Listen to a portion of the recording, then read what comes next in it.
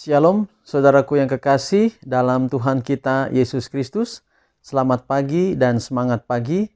Kita sudah ada di hari yang ke-7 di tahun 2021.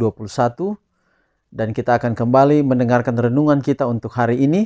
Dari renungan dengan judul Menjadi Putra dan Putri Allah untuk tahun 2021.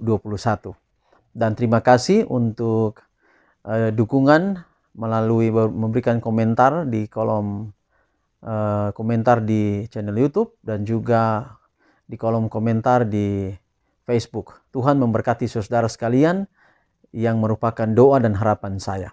Baik, sebelum kita dengar renungan kita untuk hari ini, mari kita berdoa. Bapa di surga, terima kasih untuk hari yang baru, terima kasih untuk semangat yang baru dan berkat Allah yang terus mengalir dalam hidup kami. Saat ini kami akan dengarkan renungan firman Tuhan. Biarlah kuasa Roh Kudus-Mu menguasai kami, agar pekabaran firman Tuhan di pagi ini dapat menjadi berkat dalam hidup kami. Inilah doa kami, terpuji nama Tuhan, dalam nama Yesus kami sudah berdoa. Amin. Saudaraku yang kekasih, renungan kita untuk hari ini dengan judul bahwa jemaat menjadi sasaran perhatian Allah yang tertinggi. Bahwa jemaat menjadi sasaran perhatian Allah yang tertinggi. Efesus 5 ayat 27, supaya dengan demikian ia menempatkan jemaat di hadapan dirinya dengan cemerlang tanpa cacat atau kerut atau yang serupa itu.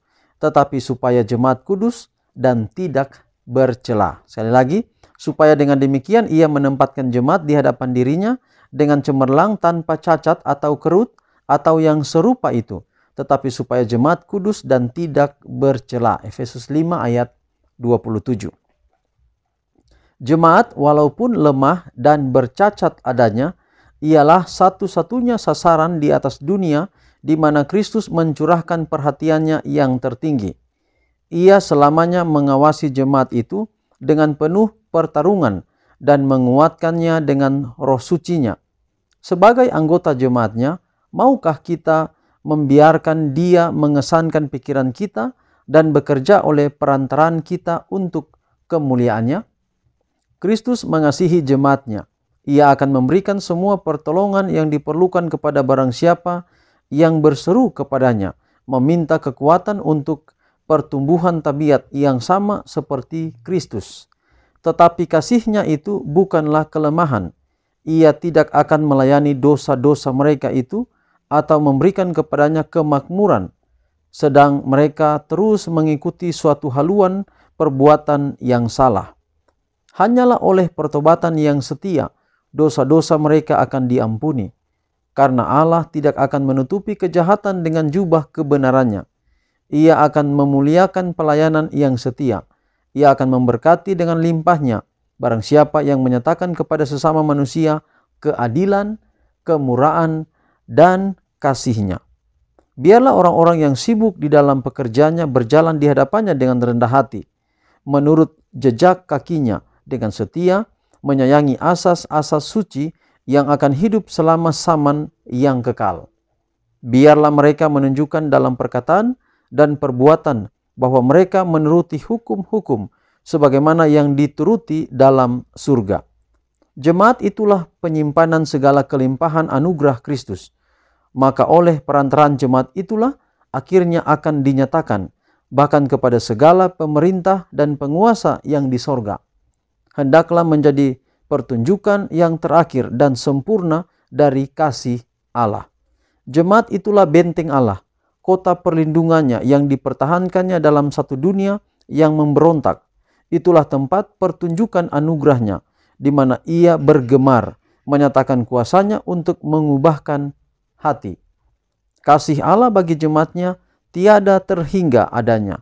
Penjagaannya atas warisannya tiada berkeputusan. Saudaraku, kita bersyukur karena jemaat itu siapa? Jemaat itu bukan bicara organisasi, bukan bicara gedung, juga bukan berbicara tentang kelompok-kelompok, tapi jemaat itu, gereja itu berbicara tentang kita, tentang orang perorangan. Orang perorangan, jemaat itu adalah sasaran perhatian Allah yang tertinggi. Walaupun kita akui bahwa gereja, bahwa jemaat itu adalah kemudian menjadi satu organisasi, tetapi yang paling penting Di dalamnya adalah manusianya, adalah orang-orangnya. Dimanapun saya dan saudara berada, kita percaya bahwa Allah tidak pernah tinggalkan kita. Mata yang tertuju kepada kita tidak pernah berhenti untuk selalu memandang kita, untuk selalu melihat kita, untuk selalu memperhatikan kita. Kita adalah sasaran perhatian Allah yang tertinggi. Yesus tidak mati untuk binatang-binatang. Yesus tidak mati untuk tanaman-tanaman. Yesus tidak mati untuk alam. Tetapi Yesus mati untuk kita, untuk manusia. Manusia adalah perhatian Allah yang paling tertinggi. Itulah sebabnya lewat renungan kita hari ini kita bersyukur atas perbuatan ajaib Allah melalui Yesus Kristus yang telah mati untuk kita. Tetapi pada renungan kita hari ini adalah kita perlu menuruti Allah itu dengan sungguh-sungguh, dengan penuh hati. Karena jubah kebenaran Allah tidak akan dapat menutup dosa yang tidak bertobat, menutup pelanggaran yang tidak bertobat. Maka kita perlu dengan sungguh-sungguh. Memang sulit kita untuk hidup setia kepada Tuhan. Ada banyak hal yang membuat kita selalu jatuh. Tetapi Allah selalu menolong kita untuk bangun dari hal tersebut.